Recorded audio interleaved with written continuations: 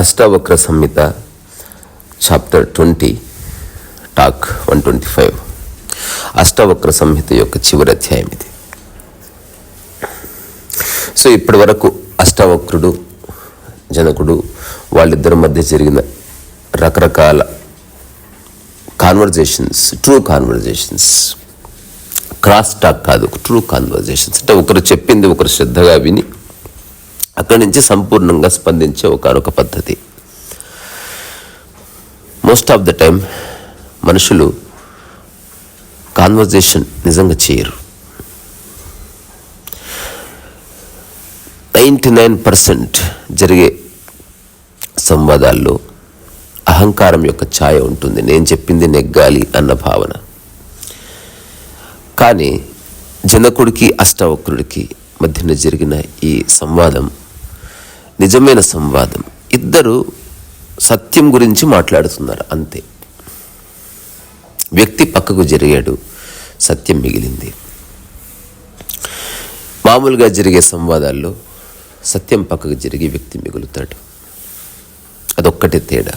అది భార్యాభర్త కావచ్చు, లేకపోతే ఇద్దరు పొలిటీషియన్స్ కావచ్చు, టెలివిజన్ డిబేట్స్ కావచ్చు. అక్కడ వ్యక్తి మిగులుతాడు, సిద్ధాంతం మిగులుతుంది. సత్యంతో పని లేదు. ఎవ్వరు విషయాన్ని బలంగా చెప్పి ఆ గంటకి అందరినీ కన్విన్స్ అయ్యేలా చేస్తారు. అట్లాంటి వాడిది విజయం. కానీ అష్టావక్ర సంహిత ఆ కోవకు చెందింది కాదు. మొట్టమొదటి జనకుడు అడిగాడు, ఏమని? గురుదేవా, నాకు అంతులేని జిజ్ఞాస, ఏది జ్ఞానం, ఏది మోక్షం, నాకు తెలియజేయండి అన్నప్పుడు అష్టావక్రుడు ఒక 20 సూత్రాలు చెప్పాడు స్పష్టంగా. ఆ తర్వాత జనకుడు స్పందించాడు, ఒక అంతులేని అహోభావానికి గురయ్యాడు. నేనే చైతన్యం అన్నాడు, నేను చైతన్య రసం అన్నాడు.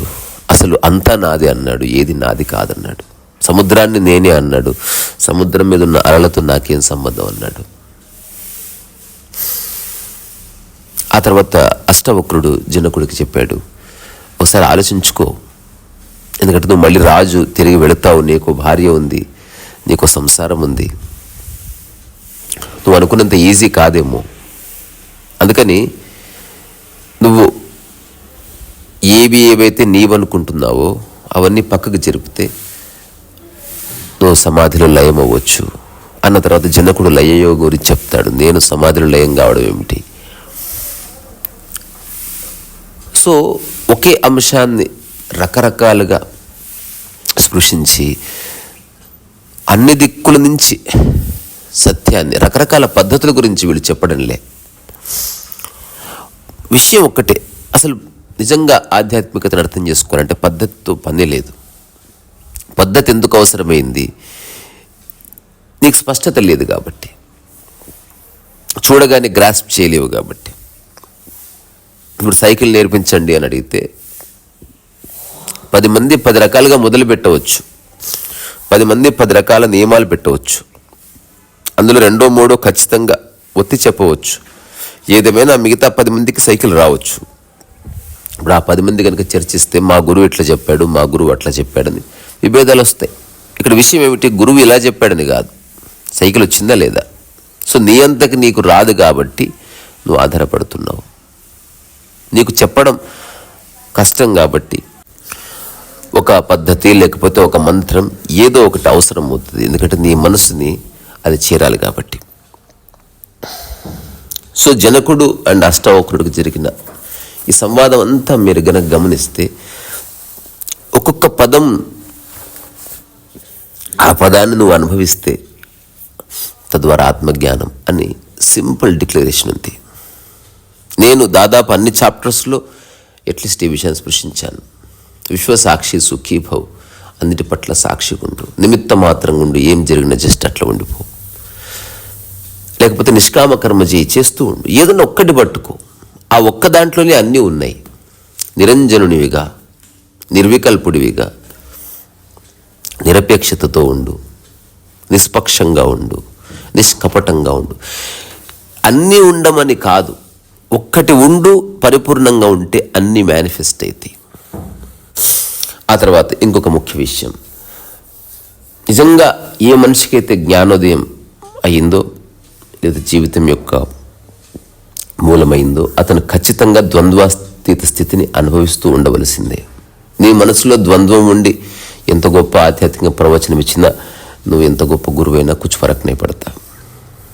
ఆ వ్యవహారం కోసం అప్పుడప్పుడు ద్వంద్వం ఉందా, అది తాత్కాలికంగా ఉండవలసింది. శాశ్వతంగా ద్వంద్వం.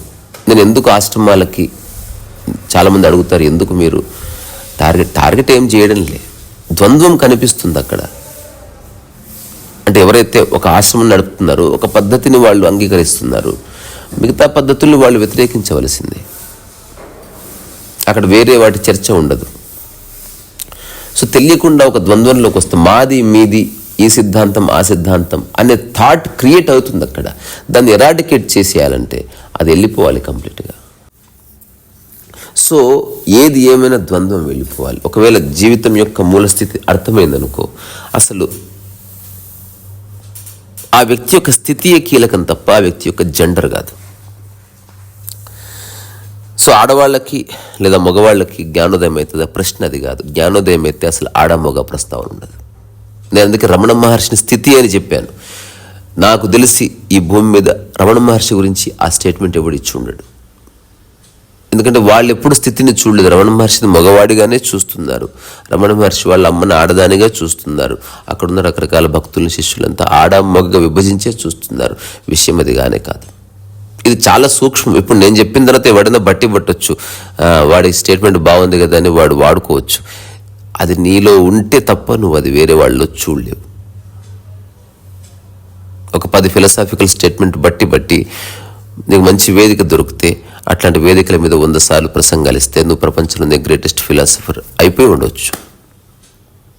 ఇప్పుడు నేను నిన్న చూసిన ఏదో స్టాండప్ కామెడీ సురేంద్ర శర్మ, ఒకటే జోకు రకరకాల వేదికల మీద చెప్తూ ఉన్నారు అంతే. And he was awarded Padma Shri. అంటే కొన్ని బాగా క్లిక్ అయ్యే జోక్స్ ఇక అన్ని వేదికల మీద అవి. తద్వారా ప్రతి ఒక్కరు అనుకుంటారు గ్రేట్ కమెడియన్. అతను గ్రేట్ కమెడియనే, కానీ నాకు బోర్ వచ్చేసింది. నా అనుభవం అది. కానీ స్థితి అన్నది బియాండ్ బోర్డమ్, అది కంటెంట్. అది ఇప్పుడు ఏమంటారు, నిద్ర ఉంది, నిద్రకి ఆడ మొగ లేదు. ఆకలి ఉంది, ఆకలికి ఆడ మొగ లేదు. ఉందా? లేదు. ఉంది అన్నాడు అనుకోండి, వాడు కొంచెం తిరిగి రీచెక్ చేసుకోవాలి. ఇప్పుడు చాలామంది చెప్తారు నీ వయసు ఇది. నిజంగా నీ వయసు ఏది? నిజంగా నువ్వు కళ్ళు మూసుకొని చెక్ చేసుకో. How do you know? Calendar లేదనుకో, హౌ డూ యూ నో? నీకు తెలియదు. ఎవరో చెప్తే నువ్వు అనుభూతి చెందుతున్నావు. కానీ స్థితి అన్నది మాత్రమే నీకు తెలుస్తుంది. సో జనకుడు తన స్థితికి సంబంధించిన చివరి వ్యాఖ్య చేస్తున్నాడు. ఇది అష్టావక్రుడు చెప్పింది విని దాన్ని అర్థం చేసుకుని అక్కడి నుంచి చెప్తున్నది తన అనుభవంలో నుంచి, కాపీ కొట్టి చెప్పడం కాదు. నిన్నెవరో పెద్ద ఆయన వచ్చాడు, ఒక ఆశ్రమం, దానికి ఉన్న ఒక డాక్యుమెంటేషన్ ఆయన నాకు బుక్ ఇచ్చాడు. నేను అసలు ఇప్పుడు మీరు ఒక వ్యక్తిని లిబరేట్ చేయాలనుకుంటారు, అసలు మీరు బోధించే విషయమే మీది కాదు. అసలు మీరెట్లా లిబరేట్ చేస్తారు? ఇదంతా ఎట్లా సార్ అంటే ఇంత అజ్ఞానం ఎట్లా? సరే, జనకుడు ఏం చెప్తున్నాడో విందాం.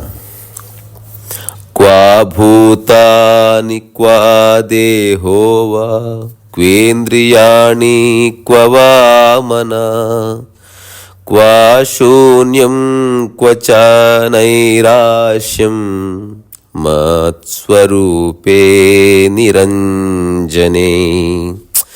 ఇది జీవన్ముక్తి దశ. అంటే ఇప్పటి వరకు ఎవరెవరు నెగేట్ చేశారో ఆత్మకు సంబంధించి ఎంతో కొంత ఇది ఎలా ఉంటుందంటే, మొట్టమొదటిసారి బైనాక్యులర్ కనుక్కున్నప్పుడు ఆకాశం లేదా అంతరిక్షం కొంత కనిపించింది, అంతే అంతరిక్షం ఉంది అనుకున్నారు. సో మళ్ళీ చెప్తా, ఇది అర్థం కాకపోవచ్చు. ఏదైనా బైనాక్యులర్ కనుక్కున్నప్పుడు మొట్టమొదటిసారి ఆకాశాన్ని చూసినప్పుడు ఆకాశంలో కొంత చందమామ చుక్కలు పెద్దగా కనిపించాయి, అంతే ఉంది అనుకున్నారు. అంతే చూడగలిగింది బైనాక్యులర్ అని తర్వాత తెలిసింది. ఆ తర్వాత బైనాక్యులర్ని మాడిఫై చేస్తూ అడ్వాన్స్ టెక్నాలజీతో డెవలప్ చేస్తూ పోతున్న కొద్దీ అనంతమైన గ్యాలక్సీలు కనిపిస్తూనే ఉన్నాయి. It is a never ending thing అని తెలుస్తుంది. రీసెంట్గా ఏదో ఒకనొక కెమెరాని పంపి ఒక ఫోటో తీశారు గ్యాలక్సీస్ది. 76,000 గ్యాలక్సీస్ ఒక ఫోటోగ్రాఫ్లో పడ్డాయి. స్టిల్ గ్యాలక్సీస్కి బియాండ్కి ఇంకేదో ఉంది, అది ఎండ్ అవ్వడం లేదు. అసలు ఉన్నదే అదైనప్పుడు ఎండ్ ఎట్లా అవుతుంది? నువ్వు ఎటు నుంచి ఎటువైపు వెళుతున్నావు, ఎంత చూస్తున్నావు, ఎంత గ్రాస్ప్ చేస్తున్నావు, అంతా కలిపి ఒక్కటిగా కనిపిస్తుంది అంతే. గ్యాలక్సీ అంటే ఏంటో తెలుసా? చాలా పెద్ద ఒక ఫెనామినా అది. దాంట్లో ఖండాలు చేస్తూ పోతుంటే నువ్వు అవుతావు. గ్యాలక్సీ యొక్క ఒకనొక శకలం నువ్వు. అట్లాంటి గ్యాలక్సీలు 76,000 ఒక ఫోటోగ్రాఫ్లో పడ్డాయి, పక్కన ఒక కాలనీలాగా. దేని నియమాలు దానికి ఉన్నాయి. సో ఇంకాస్త అడ్వాన్స్డ్ బైనాక్యులర్ కనుక్కుంటే మనమే ఇక్కడి నుంచి అంతులేని గ్యాలక్సీస్ని చూడవచ్చేమో. సో అష్టవక్రుడు చెప్తున్న ఆత్మజ్ఞానం అన్నది అల్టిమేట్ బైనాక్యులర్తో చూడడం, అంతకు మించిన లేదు ఇంకా. అంటే నేతిలో కొందరు శరీరం దగ్గర వచ్చాగారు, కొందరు మనసు దగ్గర వచ్చాగారు, కొందరు సమాజం దగ్గర వచ్చాగారు, కొందరు ఈగో దగ్గర వచ్చాగారు. అష్టవక్రుడు చెప్పిన తర్వాత జనకుడు చెప్తున్నది it is far beyond every context been uttered till that moment.